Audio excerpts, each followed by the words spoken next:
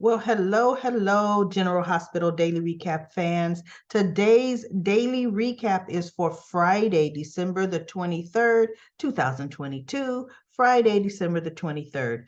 Well, today's episode, is the holiday fill-in thing. Really doesn't move any storylines along, but, either got some kind of Christmas miracles going on or whatever we got going on. It's happening today.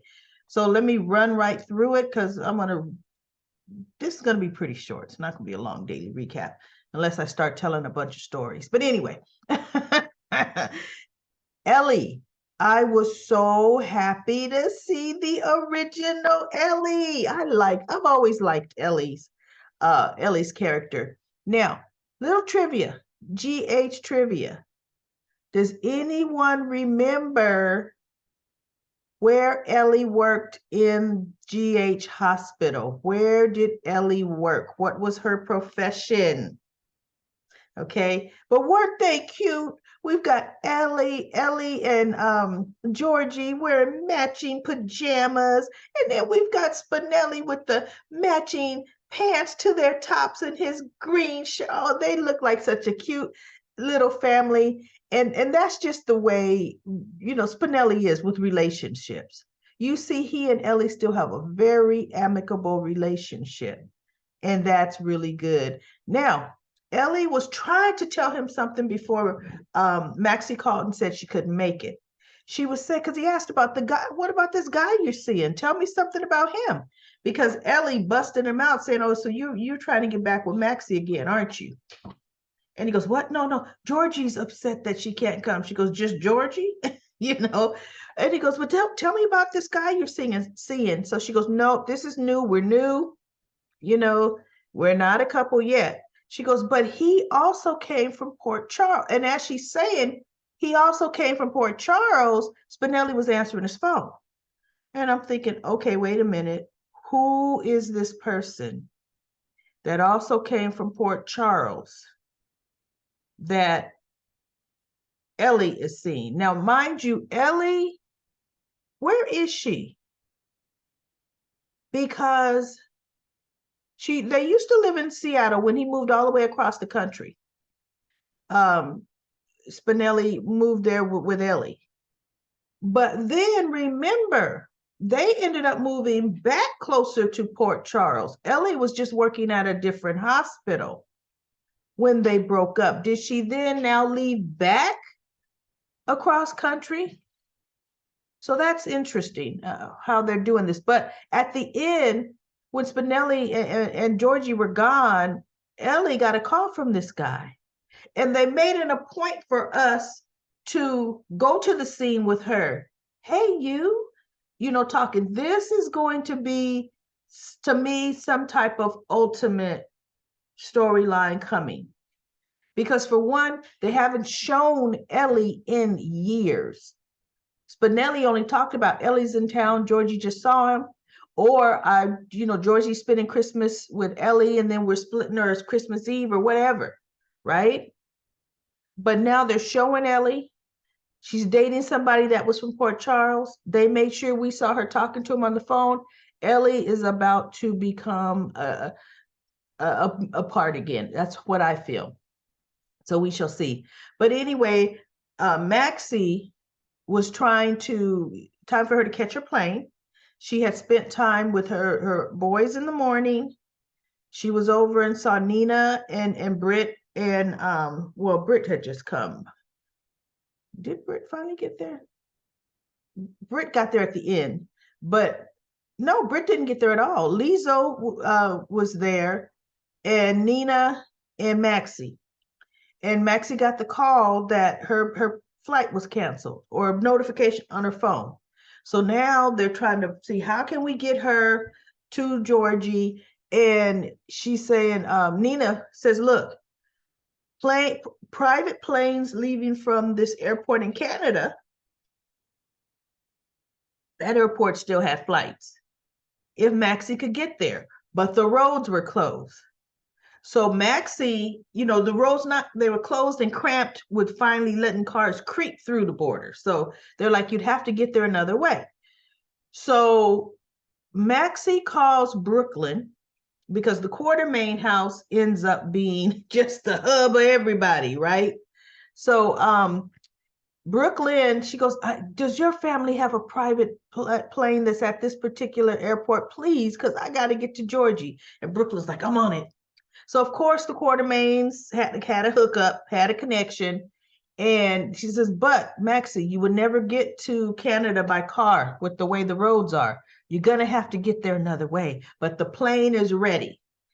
So Austin hears what Brooklyn is saying, and he goes, is that Maxie? Yeah, her plane got canceled, so we're hooking her up with the private plane, but she's got to be able to get to Canada. He goes, let me handle that. So he calls up Mason, you know, I'm always having to you coming to me, I'm handling favors, I'm doing what I need to do. You need to handle this favor for me. I need to get Maxie to Canada. So they hook her up on this boat she had to get on. And Liesel's like, I'm going to take you over there to the dock, right? So she takes Maxie. The boat gets her to Canada, all but to find out the flights are canceled there.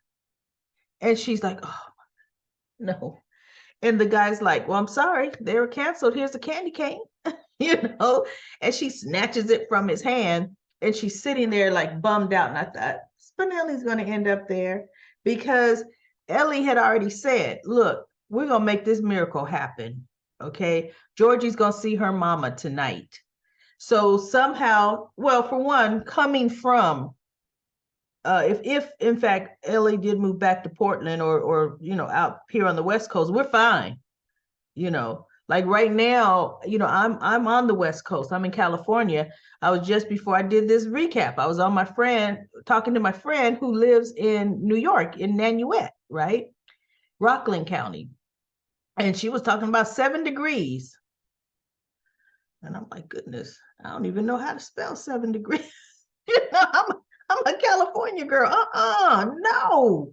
So anyway, I knew Spinelli would be able to get to the East Coast, but still have to navigate. And what he said is they flew to Canada and he was going to rent a car and just navigate. And I'm thinking, put your daughter's life in danger, but navigate down to New York. But by this time, the roads are clearing up. So, because Jordan popped into the Quatermaines. But anyway, they, after here, they get to the airport and they're all hugging because Georgie is so happy to see her mom. And they're just sitting at the airport having their own little, Spinelli's eating pizza. Georgie's talking about all of her gifts, and Maxie's all into it and says, Spinelli, what did you get? And so Maxie's like, you know what, Spinelli, no matter what, you have always been there for me, always. And so Spinelli's hugging like, this is my family. Ooh, this is my family, and let's see if they make them get together finally now, because, Spinelli has loved that woman for years. But anyway, we have Sasha. Sonny comes into Brando's garage, or used to be Brando's garage, and he says, hey, and Sasha kind of jumps up and he goes, Sasha? And she had a little grease on her. She was working on the motorcycle. And I guess the alarm went off and Sonny was notified. So Sonny comes over to the garage and she goes, Brando's wish for 2023 is 2022, before it ended, he wanted to get this motorcycle running again. And the shop is being sold. And I just wanted to get this motorcycle, complete Brando's dream, or, his wish. So Sonny looked at her and he goes, how's it coming? She goes, not as easy as I thought.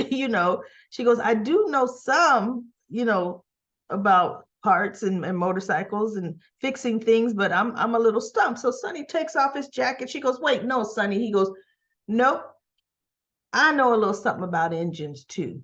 He goes, between the two of us, we are going to get this motorcycle running before dinner. And she gets the biggest smile on her face. And she was kind of like, okay, so they both are going to work on the motorcycle. So Britt ends up stumbling in. Hello? And so Sasha's like, yeah, Dr. Westbourne. And she's like, oh, her car spun out on the road because of the ice. And she thought she'd come in here. And so Sasha's like, well, you do know this garage is closed, right? And so she goes, yeah, but I thought I'd get in here out of the rain. I mean, out of the weather. So then we go to the Quatermaines. Now, the Quatermaines, it was just supposed to be a quiet dinner with the family, with Brooklyn, little Leo, Ned, and Olivia. Monica had already told him she was not going to be eating with the family. She was going to eat up in her room. She still isn't feeling well. So Olivia was just going to do a small little whatever meal. She told Ned it was going to be duck.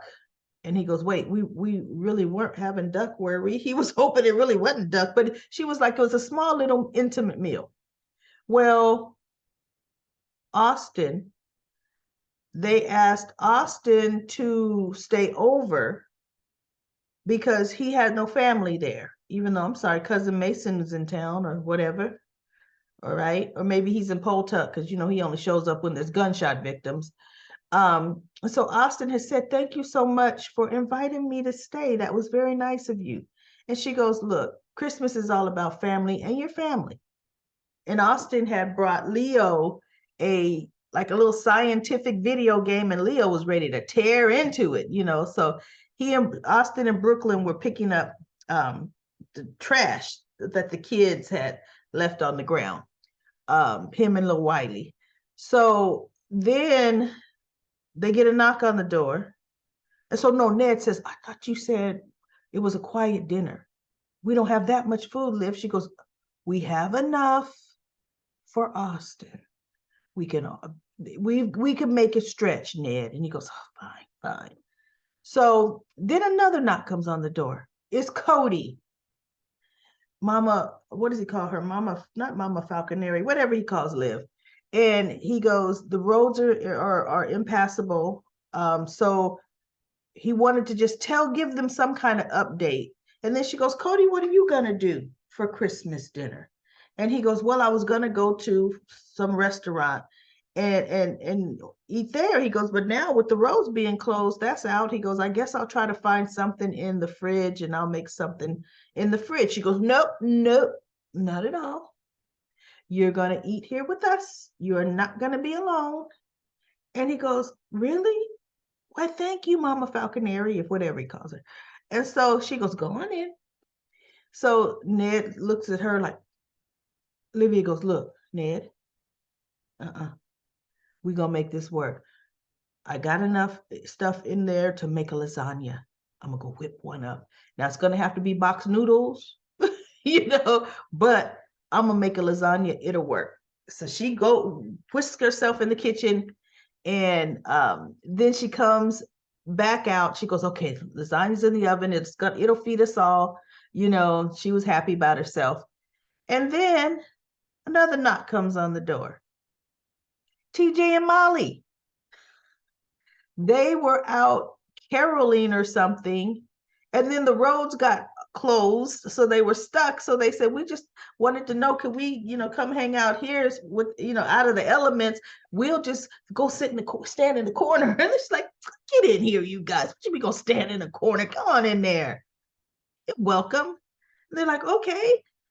And she's like, that lasagna is we got to stretch that. And Ned is just looking at her. She goes, hey. So now they got a house full of people talking, right? And then all of a sudden, another knock on the door. I'm thinking, don't that Quatermaine estate have guards people have to go through? People just walk right up to the house? What kind of security is that, right? It's some strange pregnant chick whose car, she lost a little control of her car, and the roads just got closed because she didn't get in an accident. The roads got closed, and she came up to the house just to see if she could, stay out of the cold. She's pregnant, right? Her husband is a worker that clears the roads. So Olivia's like, no, get in here. Looking at her belly out there, come in here. So she comes in. Now we got another person for dinner. And then the next scene they show, they all come out of dinner. It stretched for all of them. It was a really good dinner. And Olivia's like, oh, thank goodness, my whatever sauce it was, she had it frozen. She goes, that came in handy. And Ned is like, wait a minute, that's a spicy, spicy sauce. Olivia, pregnant women aren't supposed to eat spicy sauces. And she goes, it wasn't that spicy, Ned. And in my mind, I'm thinking, it must not have been. Because let me tell you something about me. If I'm eating a dinner and there's some spicy sauce, you want to know the first thing I'm going to taste on the first bite? What? Where's the water? You know? Now that was spicy. You know? But if everybody eating the dinner didn't know it was spicy, it really wasn't that spicy. Well, guess who goes into labor? The pregnant chick. And I'm like, well, girls, you're going to go in labor anyway. You know, that little car incident was starting that, and you look like you were ready to drop that baby at any minute when you walked through the door.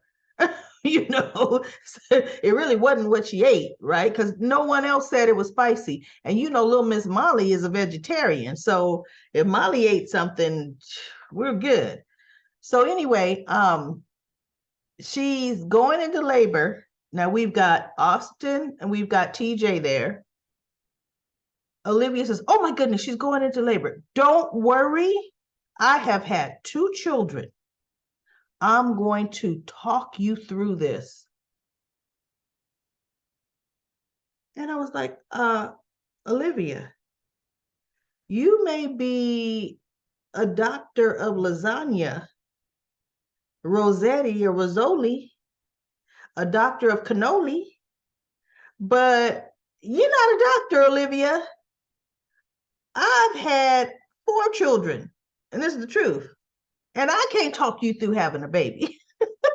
You know, goodness. All right. I think you about, let me tell 5 centimeters. Okay. Olivia's, and I'm like, forget the doctors. And the funny thing was, TJ wasn't saying a doggone thing. And I'm like, TJ, open your mouth, because Austin wasn't in the room yet, right? And I'm like, TJ, you're a surgeon. You may not be an OBGYN, but you're a surgeon. You know, you part of your medical training while you were intern, you know, doggone well, you have dealt with pregnant women, okay? So anyway, Austin comes in. Now, Austin is a pediatrician, right? But here's the deal. Just because you're a pediatrician, pediatricians don't deliver babies. Pediatricians take care of the babies after they're here. The OBGYNs deliver the babies, right? So, but anyway, Austin delivered Maxie's in the woods. So that's what Brooklyn said. You delivered Maxie's baby in the wood? You can handle that? And then he goes, yeah, I know I did, but this baby is breech. Oh, there's some definite complications. In a hospital is the best thing, but we can't get her there. And so then Cody was there when Austin was talking. And so she goes, we need a skilled OB obstetrician to deliver this baby. So Cody picks up the phone. He calls Britt. And Britt, mind you, is in the garage, right? Well, at the time he calls Britt, Britt's like, what do you want? She's sniping at him. He goes, just listen. And she's still sniping at him. So Austin takes the phone and he goes, listen, Britt, or Dr. Westport. He may have even said Dr. Westport. We have a woman here. She is in active labor and this baby is breached. And we cannot get her to the hospital because of the road conditions. And Britt, he gets her attention. And just as that's happening, Sonny's on the motorcycle, cranking it up, and it turns on. And I was like, oh, look at how they tied that together. Oh my goodness. And so Britt looks at the motorcycle as it's revving up. She still got the phone and she's like, okay, you know. So the baby, they go back to the Quatermaine's house. The lady's in active labor. We've got, oh, that's where Sonny and Sasha, Sonny agrees to help her work with the motorcycle. But we have everybody working on the baby or working with the lady. Everybody in the house looking at her. and Austin is taking more of the lead over TJ because he told her, once you deliver, Dr. Ashford can really look at you, take care of you, and Austin can take care of the baby. But anyway, all of a sudden you hear this boom, boom, and the motorcycle. Sasha rides that thing all the way around to the back of the house, and we didn't know it was Sasha. And then the door opens, and Britt takes off her helmet. I thought maybe Sonny brought her, but no, Sasha took off her helmet. I said, "Go ahead, Sasha. You are just finding all kind of purpose and helping." And she was like all happy, like, "Hey, we here." And Britt goes into action. She delivers the baby, and Britt comes out of the back with the baby because she's checking the baby, which I'm surprised Austin wasn't the one checking the baby, but Britt was checking the baby. And she comes in and she hands the baby to the mother. Now, when Britt was walking from the little back room with the baby, I noticed it. Did anybody notice what I noticed? I looked at Britt. I looked at what was in her arms. She handed it to the mother.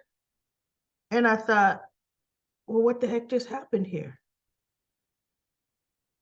This is 2022. Do you know how utterly lifelike they make babies in this day and age? They were getting ready to make this scene, right, with a baby wrapped in a blanket. And they get to the scene and they say, "Hey, bring the prop baby, bring in the prop baby." And then they're saying, wait, this scene calls for a prop baby? Wardrobe, where's the prop baby? And they're like, we forgot the prop baby. Get the 2x4 over there, wrap it in a blanket.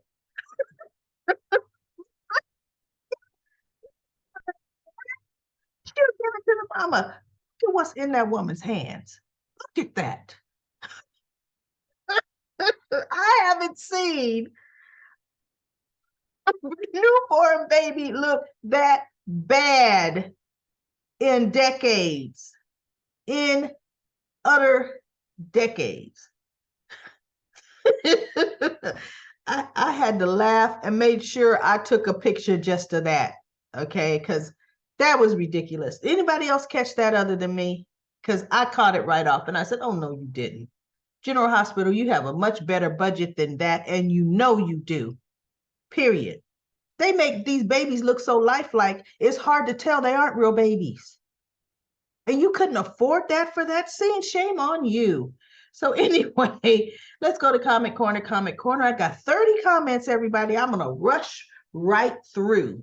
We've got Jane says, Carly is digging a hole for herself. She also says, cool how Britt came in on a motorcycle to save the day. I know. So it's like giving Britt some purpose before she's just utterly checking out on life. LaChefta says, don't Victor got protection on Spencer? He's responsible for him at all times. He's supposed to be, but we haven't seen Victor at all. Did the actor get sick?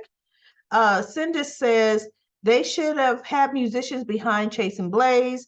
I guess they were singing over recorded music.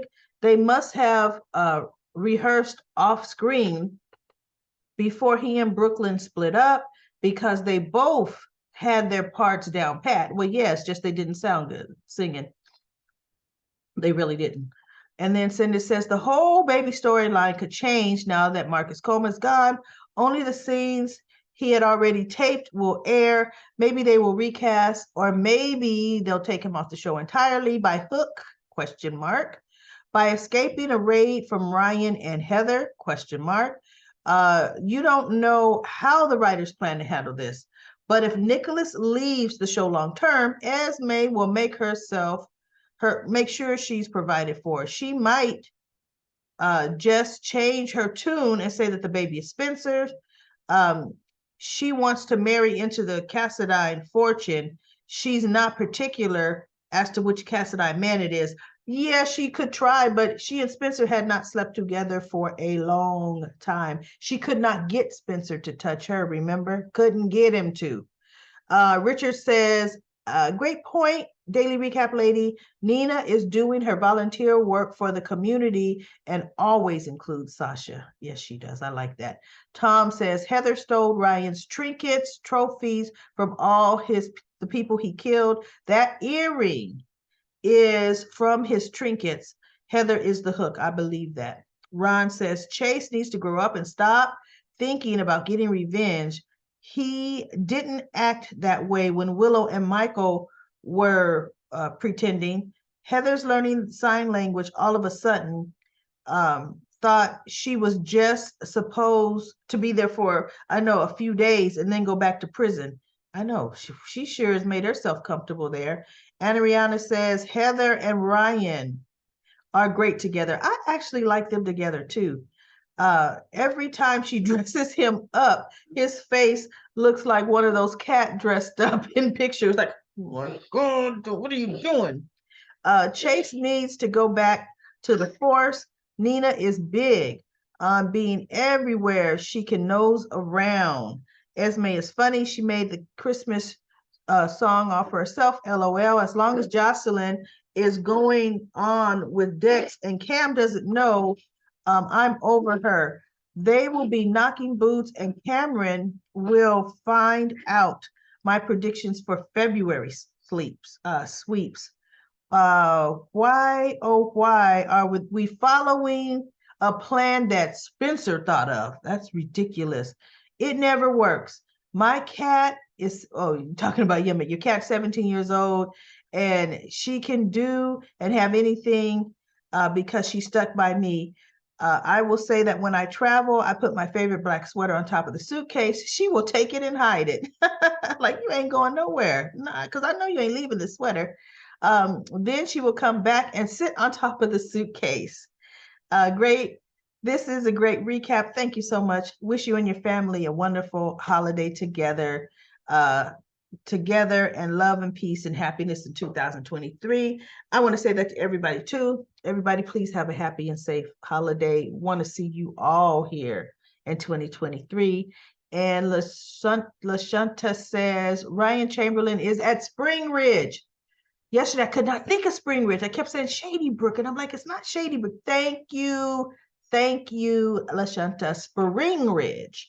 Annette says, the singing was the worst Chase could do. In my opinion, Tessa on The Young and the Restless puts General Hospital to shame in that sense. Yes, she does.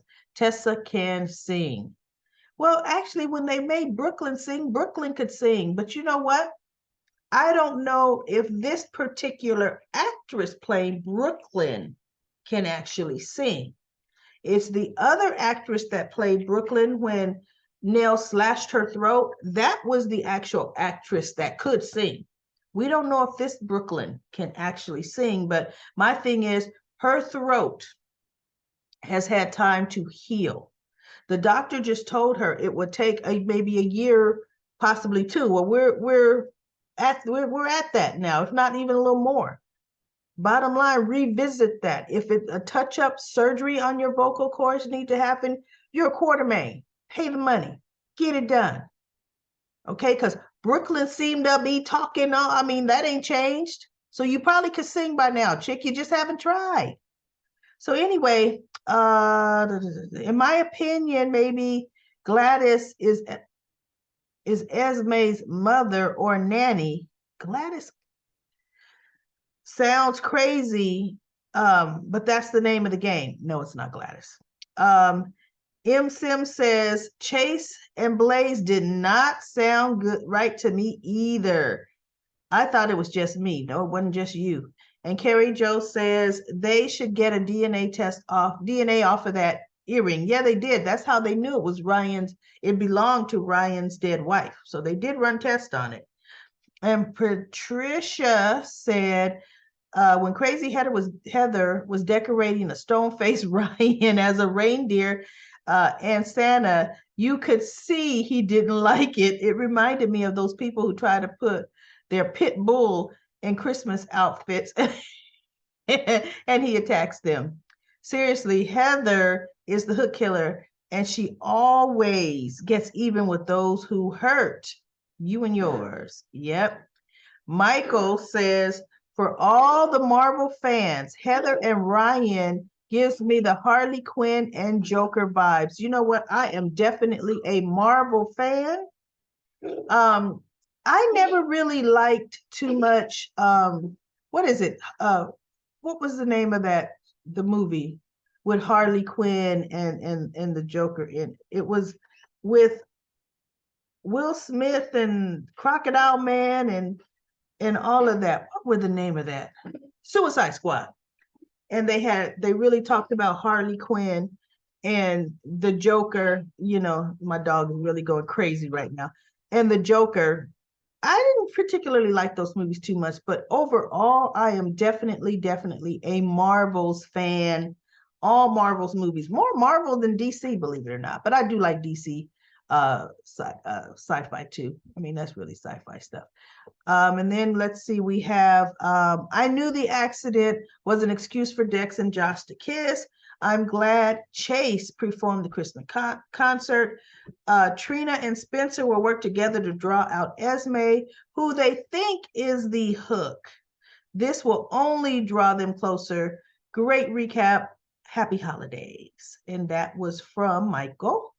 And Sheila says, Anna's boyfriend, Valentine, sings well. Oh, Valentine, that man has some pipes on him. Talk about some classical songs. He blew me away at the nurses' ball a couple of times in different years. He is really good. Yes, Sheila says, yes, I was supposed to be IMO. Yes, it was supposed to be IMO, in my opinion. However, Felix was Ryan's nurse for a while, maybe years ago, for a hot minute. And Sandy says, love Heather and Ryan's scenes today. Trina and Spencer working together, shaking my head. Maybe we can get a love story with no games or trickery. And Kai Wan says Nicholas and Elizabeth are acting stupid. They said that stop and get free admin for you. Wait, what? They said stop and get free admin for you. I don't understand that comment, Kawan. And then Kawan also says Josh does give Dex okie dokie. You know what I mean. And then Kawan says Elizabeth's father Monisha. How could her father Monisha used to marry son? You know what? That comment's making no sense there. I don't know what was going on with the comment, Kawan. They're not working.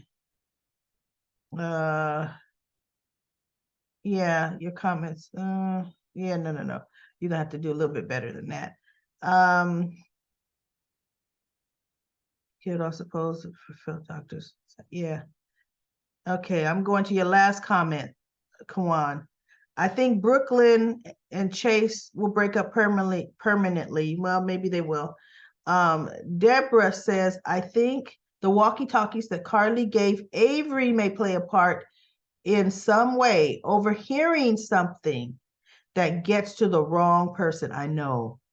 It would be good if they hear Ryan, oh goodness, Ryan, perhaps speaking to Heather, and Heather giving Ryan the chains, but took him back. I think it's because Ryan got angry. Oh, you were saying that's two separate comments. You think Heather was going to give Ryan the chains, but he took him back. Yeah, because he got mad, so she was teasing him. I think Ryan got angry, she took it back, but I think Heather is the hook.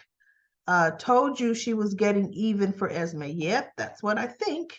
Deborah says, I agree that it probably was that necklace that Heather wore while she was hooking people. She was using Ryan and he was going to strike back. His rage is growing, and this might be good if the writers do a good story, do the story justice. And Medora says Donna went from daycare to grade school. Yeah, within a matter of few months. She took Avery's. She looks Avery's age. I know. They really aged up Donna big time. Well, that's it for Comment Corner. Comment Corner. Thank you so much for your comments. I will be back tomorrow for another General Hospital Daily Recap.